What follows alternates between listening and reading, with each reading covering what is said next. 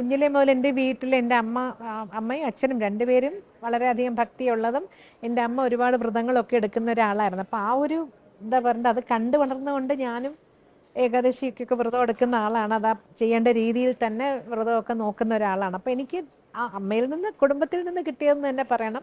എൻ്റെ ചേച്ചിയാണെങ്കിലും അങ്ങനെയാണ്, ഒരുപാട് വ്രതങ്ങളും പൂജകളും ഒക്കെ ചെയ്യുന്ന ഒരാളാണ്. അപ്പം നമ്മൾ വളർന്നു വന്ന ഒരു സാഹചര്യം അതായത് അതിൽ നിന്ന് വിട്ടുപോകാൻ പറ്റുന്നില്ല. ഇപ്പോൾ സംഗീതം തന്നെ ഈശ്വരൻ എന്നൊന്ന് ഉണ്ടല്ലോ, അങ്ങനെയാണല്ലോ, അത് ഏറ്റവും വലിയ ഒരു ഈശ്വര അനുഗ്രഹമാണല്ലോ സംഗീതം കൈമുതലായി കിട്ടുക എന്നുള്ളത്.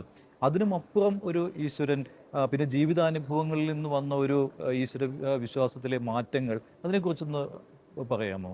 അതായത് നമ്മുടെ എല്ലാ കാര്യങ്ങൾക്കും ദൈവം കൂടെ ഉണ്ടെന്ന് വിശ്വസിക്കുന്ന ഒരാളാണ്. നമ്മുടെ എന്ത് പറഞ്ഞാലും നമുക്കൊരു ഡെസ്റ്റിനി എന്ന് പറഞ്ഞ ഒരെണ്ണം ഉണ്ട്. നമുക്കൊരു തലയിൽ എഴുതി വിട്ടിരിക്കുന്ന കാര്യം നടക്കും.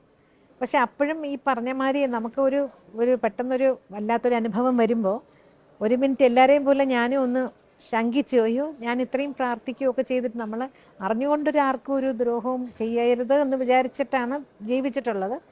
ഇപ്പം എന്നിട്ട് എനിക്ക് എന്തുകൊണ്ട് ഇങ്ങനെ വന്നു എന്ന് നമ്മൾ ചിന്തിച്ചു പോകും. അപ്പോൾ ഈശ്വരനുണ്ടോ എന്നൊക്കെ ഒരു കാലത്ത് ഞാൻ ചിന്തിച്ചിട്ടുണ്ടില്ലെന്ന് ഞാൻ പറയുന്നില്ല. നമുക്ക് ഏറ്റവും ജീവിതത്തിൽ മോശപ്പെട്ട അനുഭവം വരുമ്പോൾ അങ്ങനത്തെ ഉള്ളതിൽ കൂടെ എല്ലാം നമ്മുടെ ചിന്തകൾ എങ്ങനെയൊക്കെയാണ് പോകണമെന്ന് അറിയില്ല. പക്ഷേ ആ സമയത്ത് ഈ പറഞ്ഞ പോലെ ദൈവമായിട്ട് തന്നെ എനിക്ക് പല ദൂതന്മാരെ അയച്ചു തന്ന് എന്നിലുള്ള വിശ്വാസം നഷ്ടപ്പെടാതിരിക്കാൻ എനിക്ക് അത്രയും വിശ്വാസമായിട്ട് ആൾക്കാരെ കൊണ്ടുവന്ന് വീണ്ടും എന്നെ തിരിച്ചതിലേക്ക് കൊണ്ടുവന്നു എന്ന് തന്നെ പറയണം. അതായത് ചിത്ര ഒരിക്കലും പാട്ട് നിർത്തരുത് അല്ലേ, അങ്ങനെ ഒരു എന്തോ ഒരു കരഞ്ഞുകൊണ്ട് പോലും ആളുകൾ വന്നു ഇരുന്ന ഒരു സമയമുണ്ടെന്ന് മാഡം പറഞ്ഞിട്ടുണ്ട്. അപ്പോൾ ഒരുപാട് ആളുകളുടെ സ്നേഹം, ഒരുപാട് പേരുടെ പ്രാർത്ഥിച്ചിട്ട് എനിക്ക് ഒരുപാട് പ്രസാദം തന്നെ എത്രയോ പേര് അയച്ചു തന്നു.